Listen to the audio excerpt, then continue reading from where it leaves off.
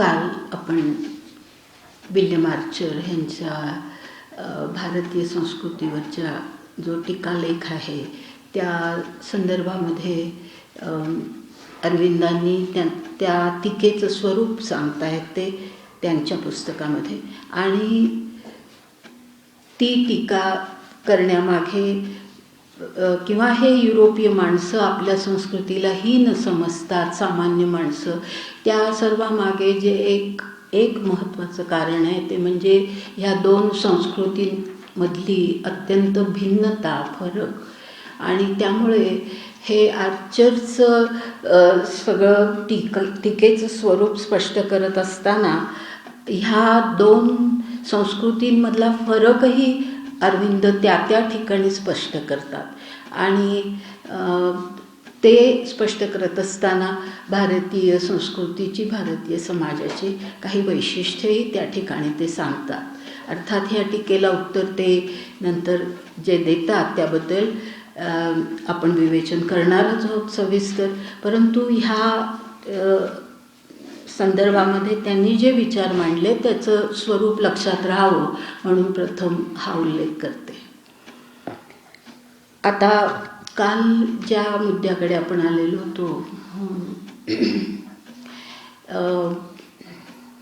एक म्हणजे त्यातला एक महत्त्वाचा भाग असा होता की हे आर्चरसारखे टीकाकार, बुद्धिवादी, जे फक्त बुद्धिनिष्ठतेने विचार करणारे असे जडवादी टीकाकार जे आहेत, ही माणसं भारतीय संस्कृतीचं जे काही वर्णन करतात किंवा भारतीय धर्म, इथली आध्यात्मिकता, ह्या सर्वाबद्दल जे काही बोललं जातं त्यामध्ये एकच सूर ह्या सगळ्यांचा दिसतो. आणि तो म्हणजे असा की भारतीय तत्त्वज्ञान, भारतीय अध्यात्म हे पूर्णतः संन्यासवादी आहे, हा त्यांचा एक ठाम, त्यांचं सर्वांचं असं मत आहे. आणि आर्चरनी तर ते अगदी उघडपणे त्याच्या टीकालेखामध्ये व्यक्त केलेलं आहे. तर त्या संदर्भामध्ये अरविंद असं म्हणतात की या युरोपीय टीकाकारांना हे लक्षातच जात नाही की भारतीय अध्यात्माचं इतकं संकुचित स्वरूप नाही आहे. भारतीय अध्यात्म म्हणजे फक्त संन्यासवाद असं स्वरूप ह्या अध्यात्माचं नाही आहे. मग भारतीय अध्यात्म कसं आहे, तर अध्यात्म म्हणजे काय हे काल स्पष्ट झालं होतं. पण भारतीय अध्यात्म कशा स्वरूपाचं आहे हे सांगत असताना ते असं म्हणतात की सामान्य माणसाचं जे काही वासना तृप्तीचं जीवन असतं ते वासनामय जीवन मागे टाकून किंवा त्याचा त्याग करून, म्हणजे संसाराचा किंवा पूर्ण जगाचा त्याग करणं नव्हे, वासनांचा त्याग करणं.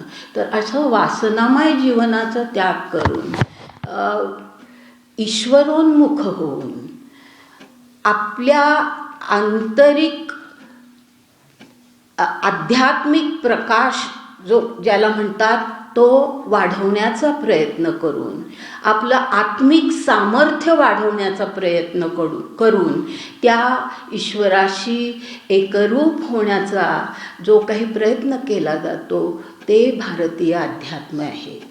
संन्यासवाद हे केवळ भारतीय अध्यात्माचं स्वरूप नाही आहे असं त्यांनी स्पष्ट केलं आहे. आणि अशा प्रकारे ज्या माणसाला अशी आंतरिक शांती, आत्मिक सामर्थ्य निर्माण होतं, तो माणूस त्या सामर्थ्यामुळे, त्याच्या आत्मिक सामर्थ्यामुळे, त्याच्या आंतरिक शक्तीमुळे तो कुठल्याही प्रकारचं कर्म त्याच शांतीपूर्णतेने करू शकतो. आणि काल मी या भीष्मांचं जे उदाहरण दिलं ते ह्या संदर्भामध्ये आपण लक्षात घ्यायचं आहे की अशा प्रकारे अत्यंत शांतीपूर्णतेने माणूस उचित कर्म करू शकतो आणि ते त्यांनी केलं पाहिजे.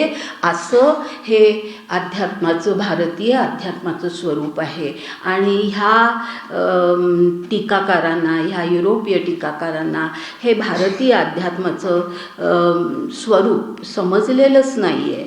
आणि आध्यात्मिकता, जी भारतीय आध्यात्मिकता आहे, त्या संस्कृतीचं, या भारतीय आध्यात्मिकतेचं असं वैशिष्ट्य आहे की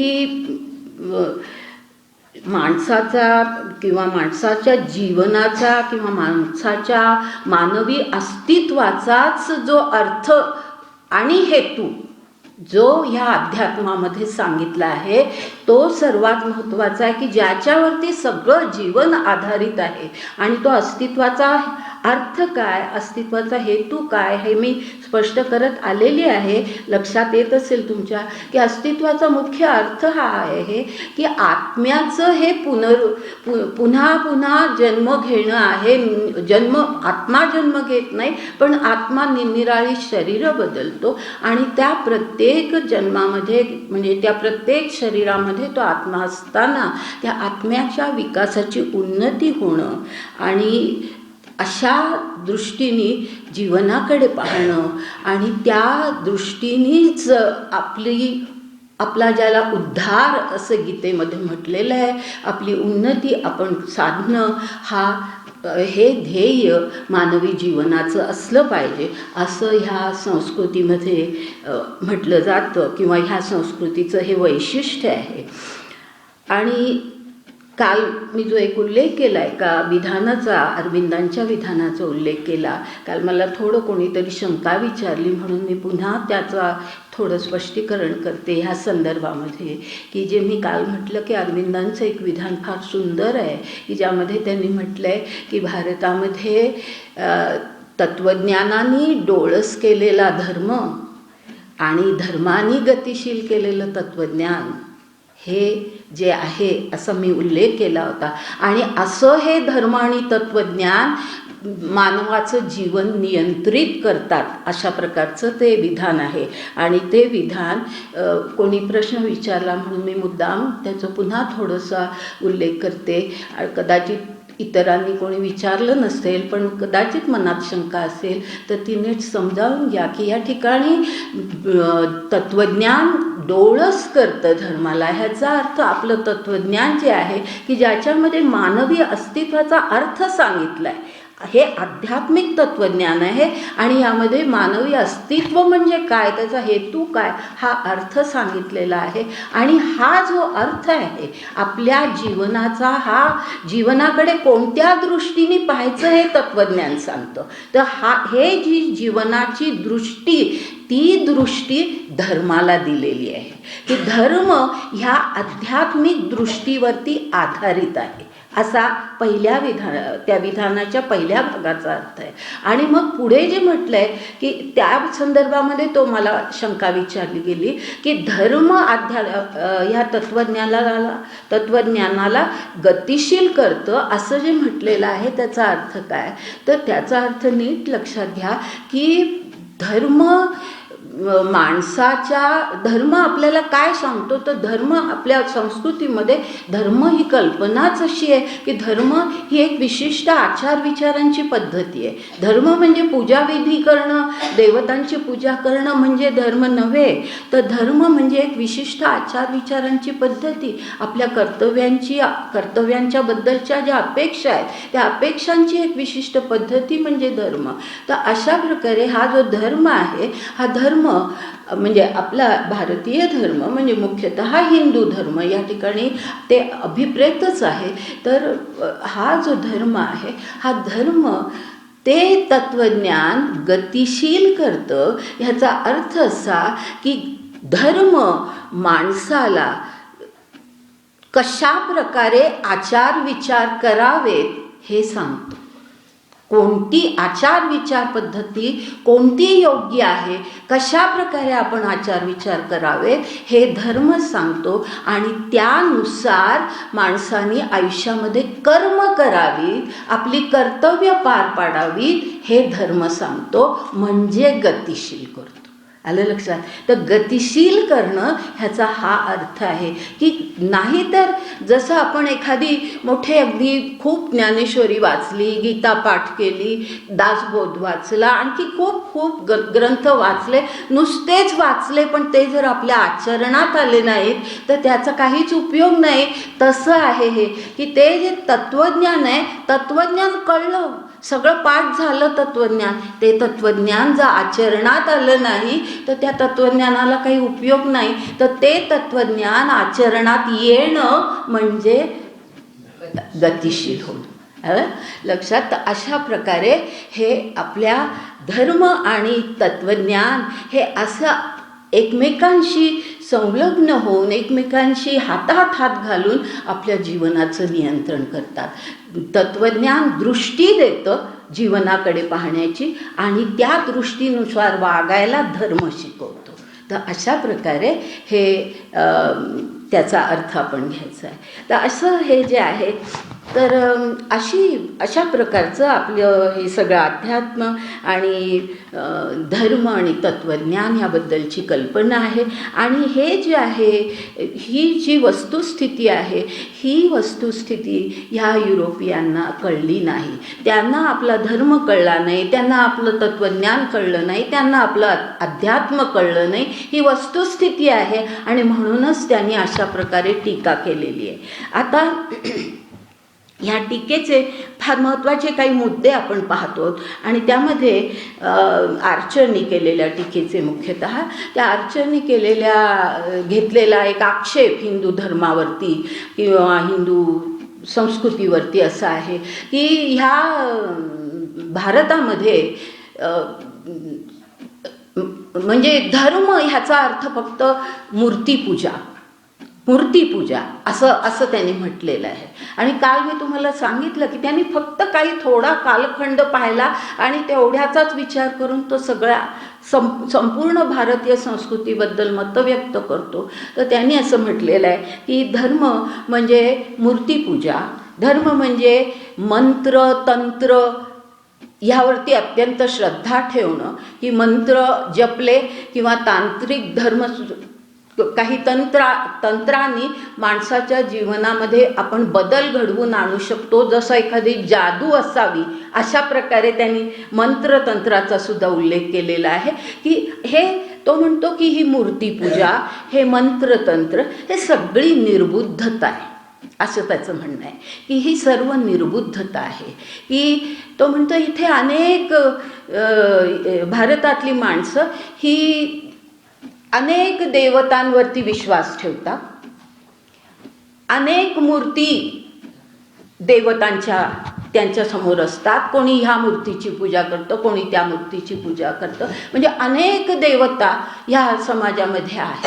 आणि असा म्हणजे त्याचं म्हणणं असं की धर्माचं जे अत्यंत मागासलेलं स्वरूप म्हणजे मागासलेल्या समाजामध्ये जे आदिम जमाती वगैरे असतात अशा समाजांमध्ये जे मागासलेले समाज असतात त्या समाजांमध्ये धर्माचं जे स्वरूप असतं, जे रानटी स्वरूप असतं, ते रानटी धर्माचं स्वरूप भारतामध्ये अस्तित्वामध्ये आहे असं त्याचं म्हणणं आहे. आणि ह्या अनेक देवतावाद ह्यावरती ह्या युरोपियांचं सगळ्यांचंच म्हणजे काही अभ्यासकांनी सुद्धा ही मतं मांडलेली आहेत. हे माझं स्वतःचं वाचन आहे म्हणून मी सांगते की अनेक देवतावाद ह्याचा अर्थ असा की आपण अनेक देवतांना पूजतो की ही देवता, ह्याची ही देवता, त्याची ती देवता, कुठली रोगराई आली की मग ह्या देवतेला पूजा, ह्या अशा ज्या निराळ्या प्रकारच्या कल्पना आहेत ह्याला अनेक देवतावाद असं म्हणतात. तर म्हणजे इंग्रजीमध्ये त्याला म्हणतात पॉलिथेइझम. आणि एक देव मानणं, एकच काहीतरी एक शक्ती आहे, वन गॉड असं जी कल्पना आहे किंवा एकच अल्ला ही जी कल्पना आहे ही म्हणजे एक देवतावाद. तर एक देवतावाद आणि अनेक देवतावाद, एक देवतावादाला इंग्लिशमध्ये म्हणतात मोनोथेइझम आणि अनेक देवतावादाला म्हणतात पॉलिथेइझम. तर ह्या युरोपीय टीकाकारांचं असं म्हणणं आहे की हे कुठल्याही समाजामध्ये एक देवतावाद तरी असतो नाहीतर अनेक देवतावाद तरी असतो. म्हणजे त्या समाजातली माणसं ही अनेक देवतांना पूजणारी असतात नाहीतर एकाच देवाला पूजणारी असतात. either you believe in monotheism or in polytheism. There can't be any synthesis between the two, they cannot be one, असं अनेकांचं ह्या युरोपीय लोकांचं म्हणणं आहे की ते दोन वेगळे आहेत आणि भिन्न समाजांमध्ये ह्या दोन आपल्याला वेगळ्या प्रकारच्या प्रवृत्ती दिसतात. तर भारतामध्ये जे दिसतं की अनेक देवता आहेत, अनेक देवतांवरती माणसं विश्वास ठेवतात, म्हणजे ही पॉलिथेइस्टिक समाज आहे. आणि अनेक अभ्यासकांनी पण लिहिलं आहे. म्हणजे मी समाजशास्त्राचा अभ्यास केलेला आहे, मी अनेक वर्ष तो विषय शिकवत होते, त्यामुळे मी अनेक अभ्यासकांची यावरची मतं, युरोपीय अभ्यासकांची यावरची मतं वाचलेली आहेत. म्हणून मी सांगते की त्या कित्येकांनी असं म्हटलेलं आहे की भारतामध्ये अनेक देवतावाद आहे. आता ह्या कल्पना कशा चुकीच्या आहेत, अरविंदांनी इतकं सुंदर स्पष्ट केलेलं आहे की ह्या दोनमध्ये समन्वय असू शकतो. एक देवतावाद आणि अनेक देवतावाद ह्या दोनमध्ये समन्वय असू शकतो, हे या युरोपियांना मान्यच नाही. परंतु अरविंदांच्या मते भारतामध्ये जरी अनेक देवता मानल्या जात असल्या, निरनिराळी माणसं वेगवेगळ्या देवतांना पूजत असली, तरी त्या सर्व देवतांच्या मागे एकच सर्वश्रेष्ठ शक्ती आहे. हा भारतीयांचा भाव आहे, ही भारतीयांची भावना आहे. तर हे ह्या युरोपियांना कळलेलं नाही. म्हणजे हा अनंत शक्ती आहे, सर्वश्रेष्ठ शक्ती जी आहे ती अनंत शक्ती आहे आणि तिला अनंत नामारूपामध्ये बघता येतं. तिला एकच नाम असलं पाहिजे असं नाही. ब्रह्म हे तरी काय त्या शक्तीने स्वतःला असलेलं तिचं नाव आहे, आपण नाव दिलेलं आहे ब्रह्म, बरोबर आहे. तर असं तुम्ही त्याला एक ब्रह्म म्हणा, नाहीतर तुम्ही त्याला वेगवेगळ्या रूपामध्ये बघा, त्याला वेगवेगळ्या नामाने ओळखा, निरनिराळ्या मूर्तींच्या रूपामध्ये तुम्ही त्याला पहा, हे सर्व शक्य असतं. पण ह्या सर्वाच्या मागे एक शक्ती आहे. अगदी पहा, कितीही एका विशिष्ट देवतेशी एकनिष्ठ असलेल्या व्यक्तींच्या मनामध्ये सुद्धा ज्या वेळेला अत्यंत अडचणीचा काहीतरी प्रसंग येतो, त्यावेळेला तोंडातून किंवा मनातून जो काही शब्द निघतो, देवा मला या संकटातून सोड, बरोबर आहे. देवा असं म्हणतो आपण. तो देवा ह्याचा अर्थच असा की आपल्या मनामध्ये ह्या सर्वांच्या मागे एक काहीतरी शक्ती आहे. ही कल्पना ह्या युरोपियांना पटलेलीच नाही. म्हणजे वेगवेगळ्या नामारूपामध्ये म्हणजे एकाच अनंताची सर्वता, लक्षात घ्या, एकाच अनंताची, तो अनंत आहे, सर्वत्र आहे, निरनिराळ्या नामारूपामध्ये तो असू शकतो. म्हणजे एकाच अनंताची सर्वता, हा जो आपला भाव आहे, त्याच्या मागे ही जी श्रद्धा आहे ही त्यांना कळलेली नाही. आणि तरी पण असा प्रश्न निघतो की असं असलं तरी सुद्धा ह्या अनेक देवता, अनेक प्रकारच्या मूर्ती, हे सगळं का निर्माण झालं असावं ह्याचाही विचार करायला पाहिजे. आणि त्या बाबतीतही अरविंदांनी फार सुंदर विचार मांडलेले आहेत, लक्षात घेण्यासारखे आहेत. ते असं म्हणतात की सगळी माणसं, सगळी समाजातली सगळी माणसं, संपूर्ण भारतीय समाज डोळ्यासमोर घ्या. ह्या भारतीय समाजातली सगळी माणसांची एकच जाणीव किंवा जाणून घेण्याची क्षमता नसते. एकच कॉन्शियसनेस ज्याला म्हणतात ना, एक कॉन्शियसनेस, एक समान कॉन्शियसनेस सगळ्यांमध्ये नसतो. एकाच प्रकारची जाणीव, म्हणजे उच्च नीच अशा प्रकारे म्हणते मी. समान कॉन्शियसनेस, एक समान जाणीव किंवा कुठलीही गोष्ट जाणून घेण्याची क्षमता सर्वांची सारखी नसते. काहींच्यामध्ये अत्यंत उच्च जाणीव असते आणि काहींच्यामध्ये कनिष्ठ जाणीव असते.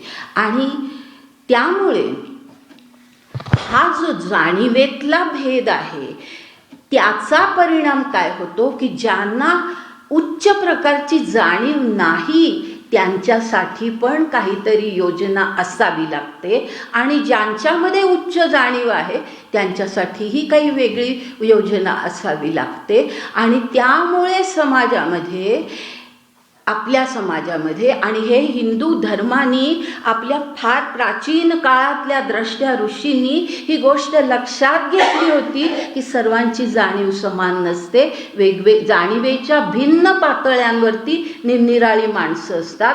हे लक्षात घेतल्यामुळे ज्यांच्यामध्ये उच्च जाणीव आहे त्यांना निर्गुण तत्वाची उपासना करणं शक्य असतं. आलं लक्षात? निर्गुण, आपण म्हणतो ना परमेश्वर कसा आहे, निर्गुण निराकार आहे, तो निराकार आहे असं आपण म्हणतो तोंडाने, बरोबर आहे. म्हणजे निर्गुण निराकार तत्व आहे ते, त्याला काही रूप नाही आहे, त्याला काही आकार नाही आहे, त्याला काही नावही नाही आहे, काहीच नाही, ते निर्गुण तत्व आहे. त्या निर्गुण तत्वाची उपासना करायला उच्च जाणीव लागते, बरोबर आहे. प्रत्येकाला हे जमत नाही. आणि ज्यांच्यामध्ये अशी उच्च जाणीव नाही त्यांना समोर काहीतरी साकार सगुण रूप असावं लागतं.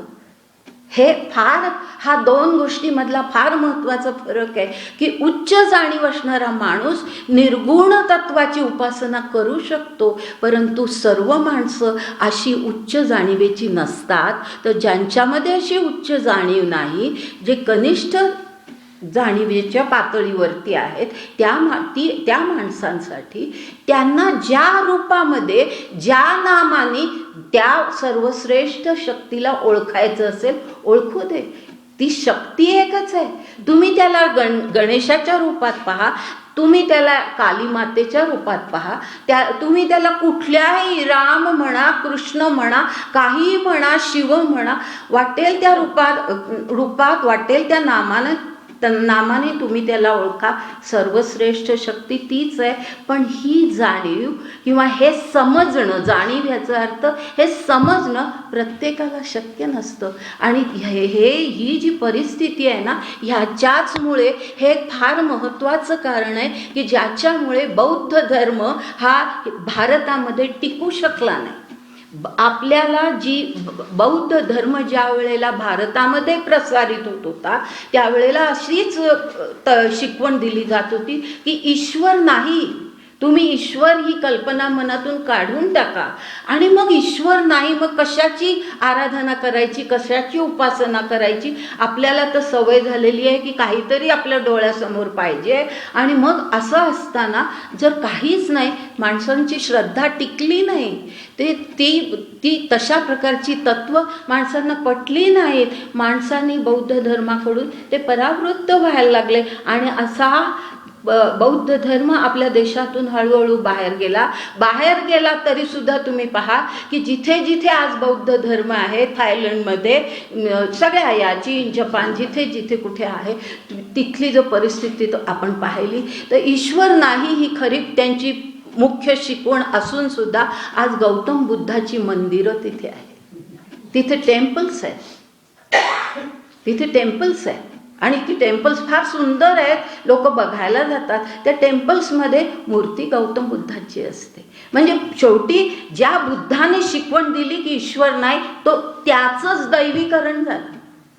कारण ही माणसाची एक नॅचरल, स्वाभाविक अशी एक अपेक्षा असते की आपल्या डोळ्यासमोर काहीतरी सगुण रूपामध्ये पाहिजे. आणि निर्गुण तत्वाची उपासना करणारे फार मोजके, फार थोडी माणसं असतात. त्यांना करू दे ती निर्गुण तत्वाची उपासना. पण असे बहुसंख्य लोक आहेत की जे त्या जाणीवेच्या पातळीवर जाऊ शकत नाही, त्यांच्यासाठी सगुण उपासना आवश्यक आहे. आणि म्हणून ईश्वराला त्याच सर्वश्रेष्ठ शक्तीला निरनिराळ्या रूपामध्ये, निरनिराळ्या नामांनी ओळखलं जातं. निरनिराळ्या मूर्तीच्या रूपामध्ये ती सर्वश्रेष्ठ शक्ती माणूस बघत असतो, त्या रूपामध्ये बघत असतो. अशा प्रकारे अनेक देवता, पण त्या देवतांमागे एक सर्वश्रेष्ठ शक्ती, हा जो समन्वय आपल्या संस्कृतीमध्ये आहे हा युरोपियांना कळला नाही. आणि ह्याचं म्हणजे आपल्या समाजामध्ये पहा हा जो भाग आहे की निर्गुण आणि सगुण हे दोन्हीही एकत्रित म्हणजे जाणीवेच्या भिन्न पातळ्या लक्षात घेऊन सगुण उपासनेला मान्यता दिली, पण निर्गुण उपासना ही श्रेष्ठ मानली गेली. आलं लक्षात? म्हणजे निर्गुण उपासनेला श्रेष्ठता दिली गेली, सगुण उपासनेला मान्यता दिली गेली. ही आपल्या समाजातली परिस्थिती आहे. आणि ह्याचं कारण म्हणजे की फार म्हणजे मोठा विचार ह्याच्या मागे आहे की जाणीवेच्या भिन्न पातळ्यांवरती असणाऱ्या सर्वांना सामावून घेणारी अशी ही धर्माची व्यवस्था आपल्या समाजामध्ये. जाणीवेच्या भिन्न पातळ्यांवर असणाऱ्या सर्वांना सामावून घेणारी आपला धर्म, आपली संस्कृती ही इतकी फ्लेक्झिबल आहे, इतकी लवचिक आहे, इतकी ऑल कॉम्प्रिहेन्सिव्ह आहे, इतकी सर्वसमावेशक आहे की अनेकांना निराळ्या जाणीवेच्या पातळ्यांवर असणाऱ्यांना सर्वांना सामावून घेण्याची क्षमता आपल्या संस्कृतीमध्ये आहे. आणि त्यामुळे हे अशा प्रकारे सगुण उपासनाही इथे आहे, अनेक देवता इथे आहेत आणि त्याचबरोबर त्याच्या मागे एकच सर्वश्रेष्ठ शक्ती असते. ही फार मोठा भाव आपल्या त्यामध्ये असतो. आणि हा जो आपल्या अर्थात ह्याच्या मागे कल्पना अशी असते, म्हणजे जरी सगुण उपासनेला मान्यता दिलेली असली तरी आपल्या धर्माची व्यवस्था, आपल्या एकूण संस्कृतीची व्यवस्था अशी आहे की सगुण उपासना करणाऱ्यांना ती जरी तशाच प्रकारे ते करत असले तरी हळूहळू क्रमाक्रमाने त्यांच्या विचारांमध्ये, त्यांच्या जाणीवेमध्ये परिवर्तन घडवून आणण्याचा प्रयत्न करायचा. ते ज्या जाणीवेच्या अवस्थेत असतील तिथे त्यांना हात देऊन त्यांना उच्च स्थानाला न्यायचं, उच्च जाणीवेच्या पातळीवरती न्यायचं, की मग त्यांना सगुण, तुझं सगुण म्हणू की निर्गुण रे, म्हणजे सगुण आणि निर्गुण हा एकच परमेश्वर आहे, ही भावना क्रमाक्रमाने निर्माण होते. एकदम सर्वांमध्ये निर्माण होत नाही. हे फार मोठी केवढी म्हणजे समाजाला, लोकांना जाणण्याची केवढी प्रचंड क्षमता आपल्या ऋषींमध्ये आणि आपल्या समाजामध्ये आणि आपल्या धर्मामध्ये आहे, हे आपण लक्षात घ्यायला पाहिजे. युरोपियांना तर ते कधी कळलं नाही. आणि म्हणून अशा प्रकारची टीका त्यांना हे सगळं जे मगाशी मी म्हटलं की अनेक देवता तरी असतील, म्हणजे तुम्ही अनेक देवतांवर तरी विश्वास तुम्ही ठेवता, नाहीतर एका देवतावर ठेवता, म्हणजे हे दोन्हीमध्ये समन्वय शक्यच नाही असं ते म्हणतात. पण आपल्या संस्कृतीमध्ये तो समन्वय आहे हे त्यांना कधी कळलं नाही. आपला धर्मच त्यांना कळला नाही, आपली संस्कृती त्यांना कळली नाही. आणि त्याचप्रमाणे आणखी एक लक्षात घ्यायचं म्हणजे मूर्तीपूजेला जे काही त्यांनी खूपच आक्षेप ह्यांनी घेतलेले आहेत ह्या टीकाकारांनी, अर्चननी सुद्धा, तर मूर्तीपूजा हे सुद्धा जे आहे ते असं आहे की आपण साधारणपणे आपल्या प्रत्येक कुटुंबामध्ये आपल्या मूर्तीची स्थापना केली जाते. घरामध्ये, घरातल्या देव्हाऱ्यामध्ये किंवा देवळामध्ये मूर्तीची स्थापना केली जाते. ही मूर्तीची स्थापना करणं ह्याच्या मागे जो भाव असतो तो असा असतो की ती जी सर्वश्रेष्ठ शक्ती आहे त्या शक्तीची स्थापना आपण आपल्या घरामध्ये किंवा त्या देवळामध्ये करत असतो. हा त्याच्या मागे भाव आहे की त्या सर्वश्रेष्ठ शक्तीची ती स्थापना असते. आपण म्हणतो ना की आता गणपतीची प्रतिष्ठापना केली जाते असं आपण म्हणतो, की आता का ते तर दैवत कायमचं आपण जर मानत असलो तर त्याला आणखी त्या दिवशी काय हे त्या दिवशी आपण त्याची स्थापना करतो. ह्याचा अर्थ असा की ती जी सर्वश्रेष्ठ शक्ती आहे ती त्या गणेशाच्या रूपाने आपल्या घरामध्ये आपण त्याची प्रतिस्थापना करत असतो. तर हा त्याच्यामागे भाव आहे आणि हा म्हणजे त्या अलौकिक शक्तीची ती प्रतिस्थापना असते, त्या मूर्तीची ती प्रतिस्थापना नसते. हा जो त्याच्यामधला फार मोठा विचार आहे हा ह्या बुद्धिनिष्ठ लोकांना कधी समजला नाही, ह्या टीकाकारांना कधी समजला नाही.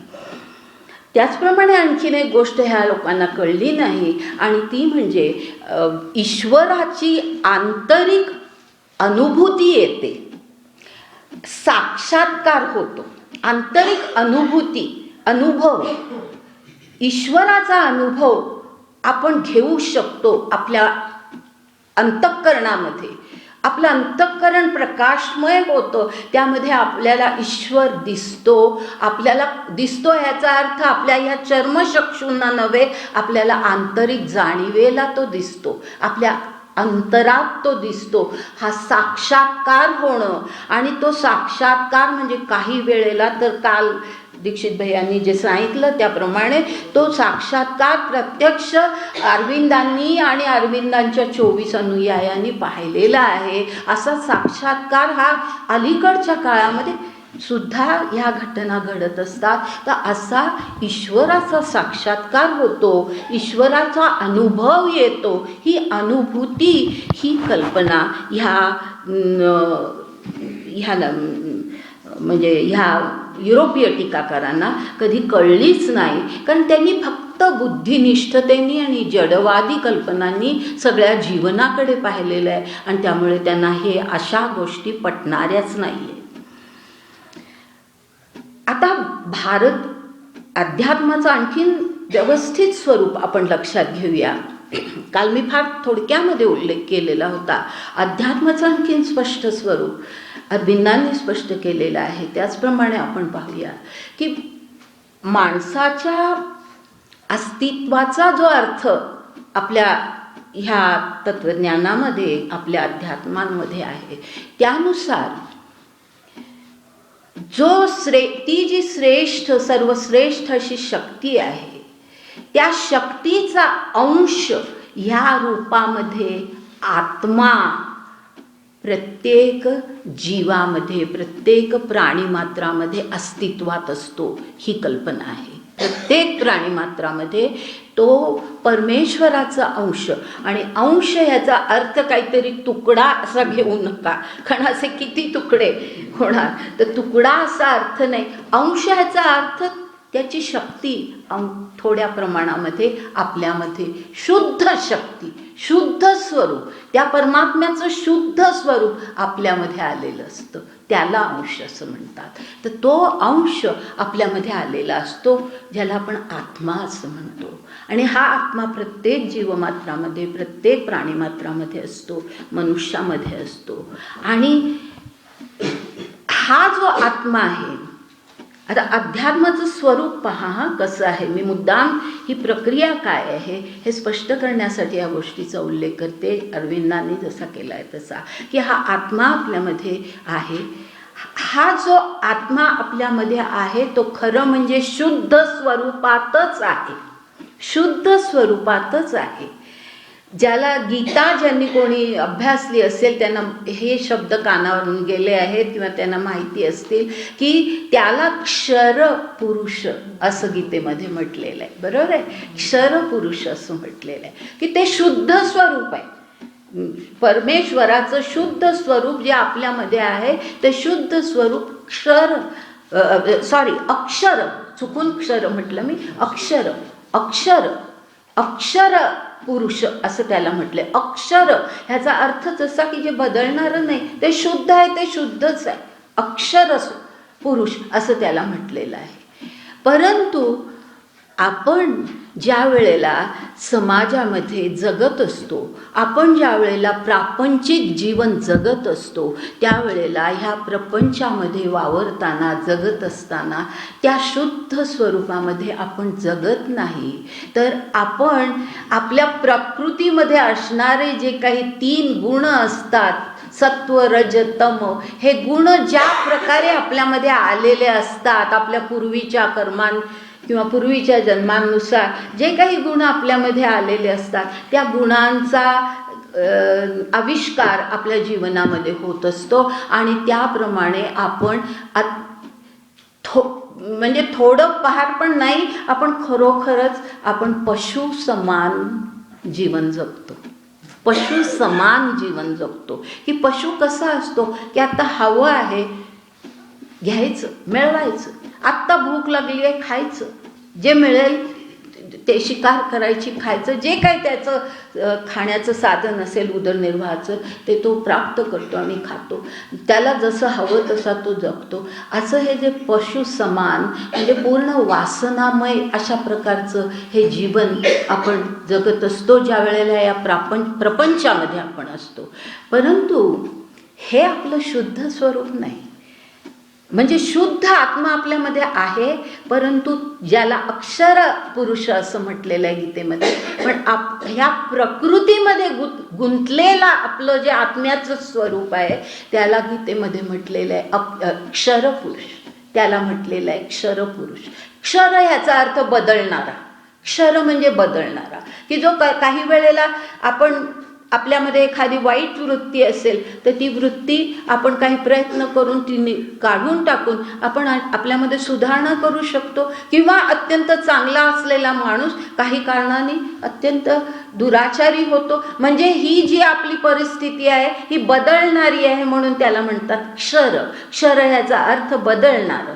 तर ते क्षर पुरुष म्हणजे हा शुद्ध आत्मा नव्हे, हे परमेश्वराचं शुद्ध स्वरूप नाही. तर हे आपल्यामध्ये परंतु ते शुद्ध स्वरूप आहे. या प्रपंचामध्ये जगत असताना आपण काही प्रमाणात पशुसारखं वागतो, पण ते आपलं सत्य स्वरूप नव्हे, ते आपलं शुद्ध स्वरूप नव्हे.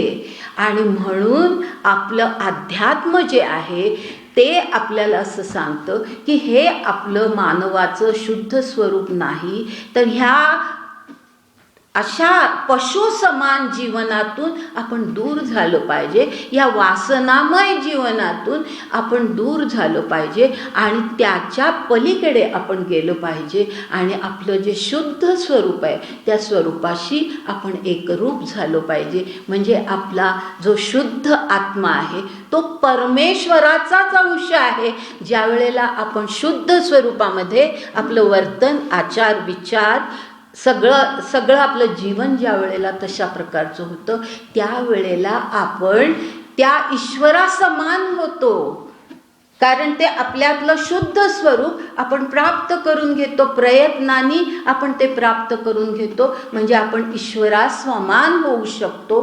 ह्याचा अर्थ त्या जीवनाला श्री अरविंदांनी दिव्य जीवन असं म्हटलेलं आहे. दिव्य जीवन, ते दिव्य जीवन आहे, ईश्वरासमान जीवन आहे, शुद्ध आत्म्याचं ते आचरण आहे. तर अशा प्रकारे आपण कनिष्ठ वर्तनाकडून आपण उच्च वर्तनाकडे जाऊ शकतो. म्हणजे अशी ऊर्ध्वगामी वरती जाणारी अशा प्रकारची आपली उत्क्रांती आपल्या जीवनामध्ये आपण करून घेऊ शकतो. आपला उद्धार आपण करून घेऊ शकतो आपल्या प्रयत्नांनी, आणि तो उद्धार आपण करून घ्यायचा असतो. आणि अशा प्रकारे ज्या वेळेला आपण त्या दिव्य जीवनाप्रत जाऊ, त्याला आणखी एक शब्द म्हणजे पूर्णत्व, जीवनाचं पूर्णत्व म्हटलंय. जीवनाचं पूर्णत्व, पूर्ण स्वरूप, शुद्ध स्वरूप म्हणजे पूर्ण स्वरूप, पूर्णत्व आपण प्राप्त करून घेतो. आपण दिव्यत्व प्राप्त करून घेतो. म्हणजे आपण त्या ईश्वरासमान होऊ शकतो.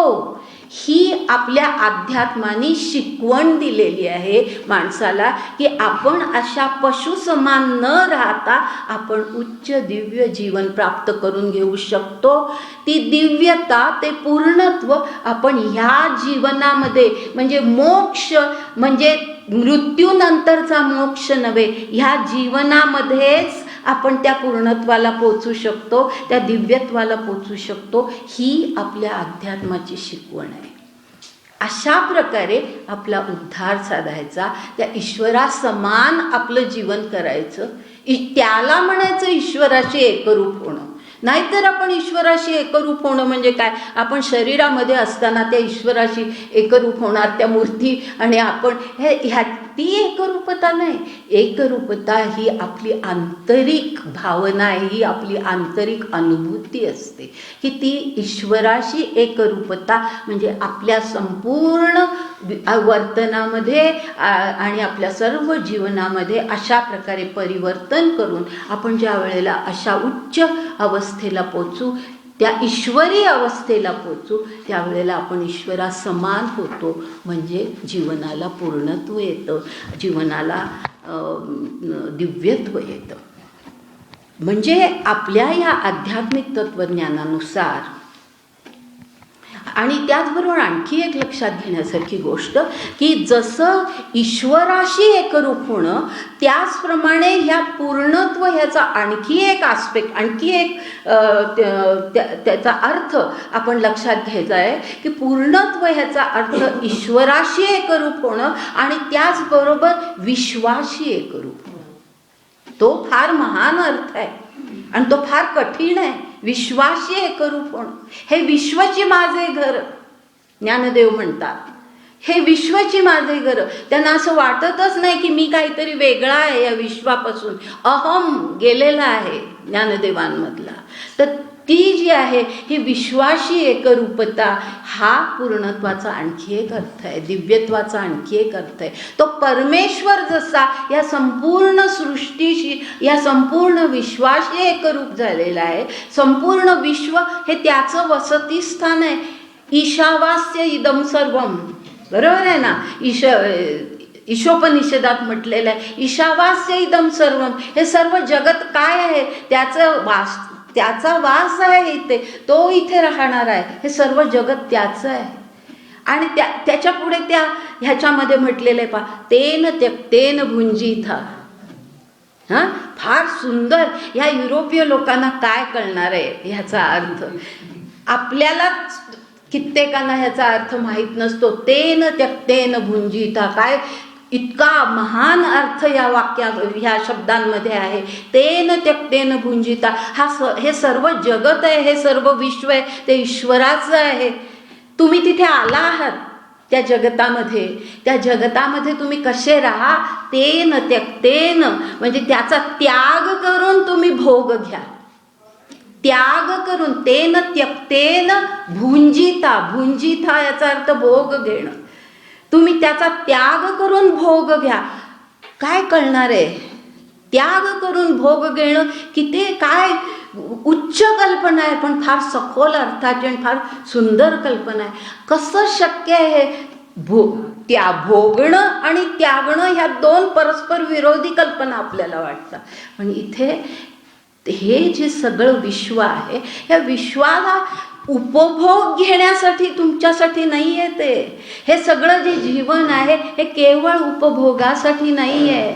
तेन त्यक्तेन म्हणजे त्याच्याशी थोडं आपल्या उपभोगासाठी हे नाही आहे, हे लक्षात घेऊन तुम्ही जीवन जगा. ह्याचं आणखीन एक सुंदर म्हणजे हे समजण्यासाठी आणखी एक तुम्हाला रामतीर्थांचं एक वचन सांगते.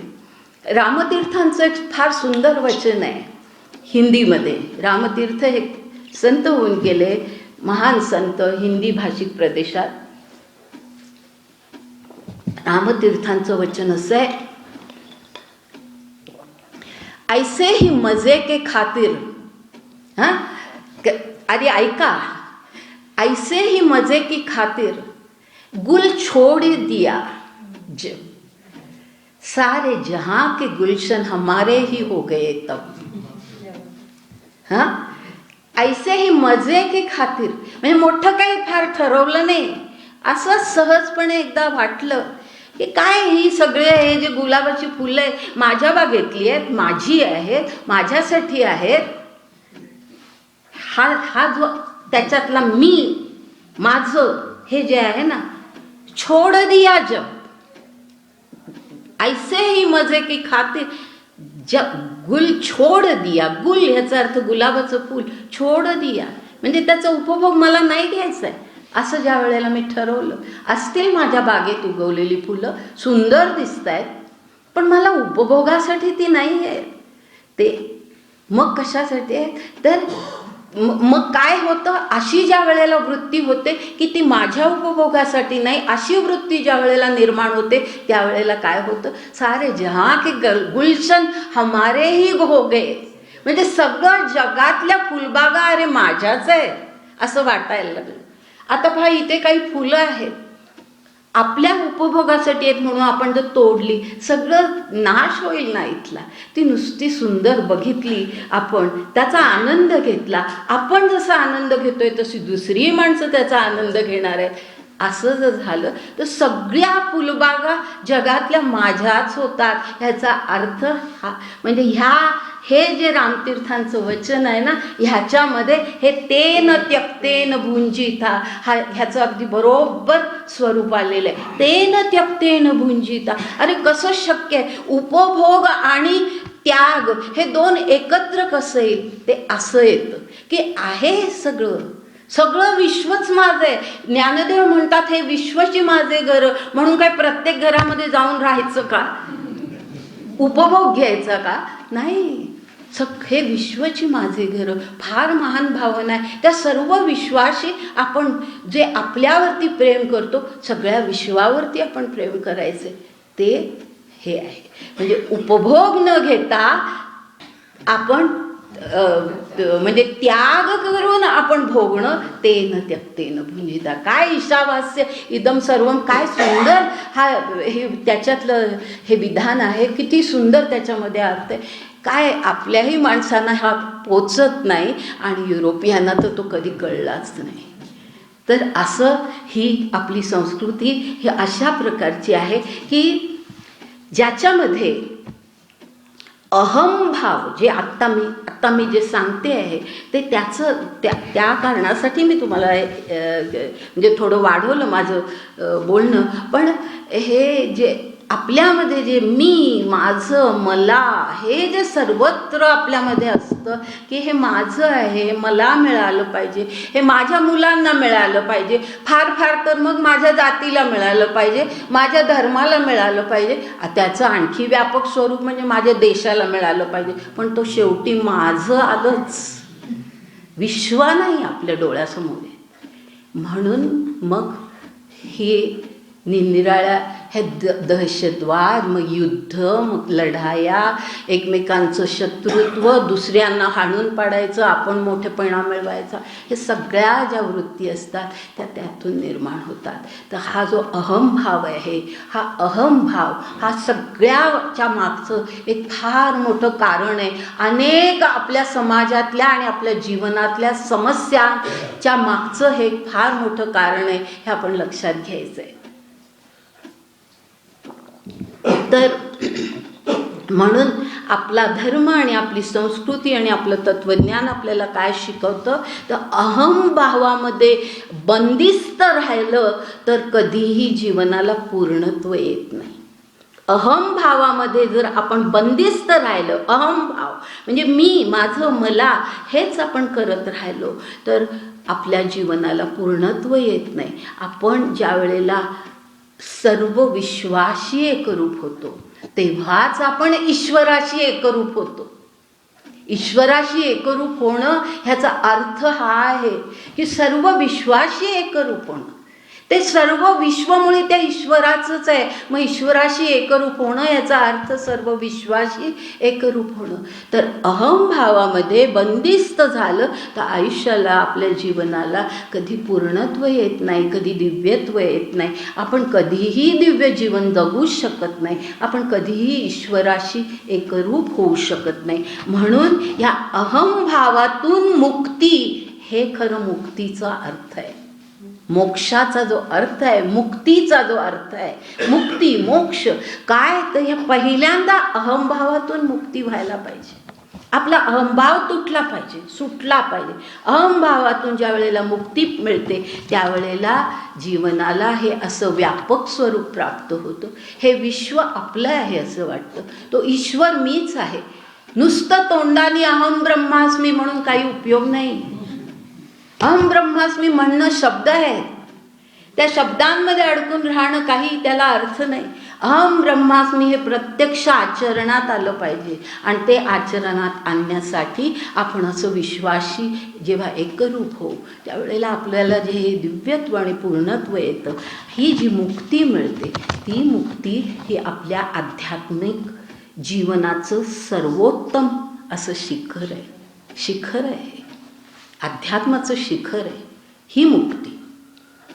ह्याला मुक्ती म्हणतात. आपण मुक्ती, मोक्ष, मुक्ती म्हणजे मोक्ष आणि मोक्ष म्हणजे तो मृत्यूनंतर असं आपण समजतो. तसं नाही आहे. मोक्ष हा इथेच आहे, ह्या जीवनातच आहे. आणि ह्या जीवनामध्ये आपण तो प्राप्त करून घेऊ शकतो ज्या वेळेला आपण पहिल्यांदा आपल्याला काय करायचं आहे, या अहंभावातून मुक्ती आपल्याला साधायची आहे. आणि अशा प्रकारची ही आपल्या धर्मानी, आपल्या अध्यात्मानी, आपल्या तत्त्वज्ञानाने ही शिकवण आपल्या समाजाला, आपल्या लोकांना, भारतीयांना दिलेली आहे. आणि ह्या जीवनाचा हा मार्ग दाखवला आहे. आणि त्या मार्गाने तुम्ही जा आणि तुम्ही त्या अध्यात्माच्या शिखरापर्यंत म्हणजे पूर्णत्वापर्यंत पोचू शकता. ह्या जीवनात तुम्ही पोचू शकता. आणि हे वैदिक काळापासूनचं जीवनाचं हे ध्येय आहे. जीवनाचं हे ध्येय आहे की अहंभावातून मुक्ती आणि अशा प्रकारचं जीवन जगणं, ईश्वराशी आणि सर्व विश्वाशी एकरूप होणं, हे वैदिक काळापासूनचं आपल्या समाजाचं, आपल्या संस्कृतीचं ध्येय आहे. हेच आपल्या संस्कृतीने साध्य समजलेलं आहे, ध्येय समजलेलं आहे माणसाच्या जीवनाचं. त्या अशा प्रकारे जीवन जगणं हे अपेक्षित आहे. आणि अर्थातच मग हे अशा प्रकारचा हा उद्धार किंवा अशा प्रकारची उत्क्रांतीच आहे ही ना, की आपण आपल्यामध्ये विकास होतो, ही उत्क्रांतीची बाब आहे. तर अशा प्रकारचा हा विकास, अशा प्रकारचा हा उद्धार हा होण्यासाठी मानवी जन्म आवश्यक आहे. मानवी जन्म आवश्यक आहे. आणि मानवी जन्म एवढंच म्हणून नाही थांबायचं, तर एक मानवी जन्म नव्हे, आपली जी पुनर्जन्माची कल्पना आहे ती ह्या दृष्टीने फार महत्त्वाची आहे की पुन्हा पुन्हा जीवन मानवाचं प्राप्त होणं आणि त्या प्रत्येक जीवनामध्ये आपण आपला विकास करत राहणं. अशा प्रकारे आपल्याला विकासाची मिळणारी संधी म्हणजे मानवी जीवन. आपल्याला विकासाची मिळणारी ही संधी आहे मानवी जीवन. आणि त्या संधीचा आपण उपयोग करून घ्यायचा आणि त्या अध्यात्माच्या शिखराकडे आपल्याला पोचायचं आहे. आता असा हा माणसाचा जीव म्हणजे आता पुन्हा आणखीन ह्या सर्वामध्ये आणखीन लक्षात घेण्यासारखं आहे की माणसाचा जन्म प्राप्त होण्यापूर्वी तो आत्मा कित्येक कनिष्ठ जीवांच्या जन्मातून गेलेला असणार.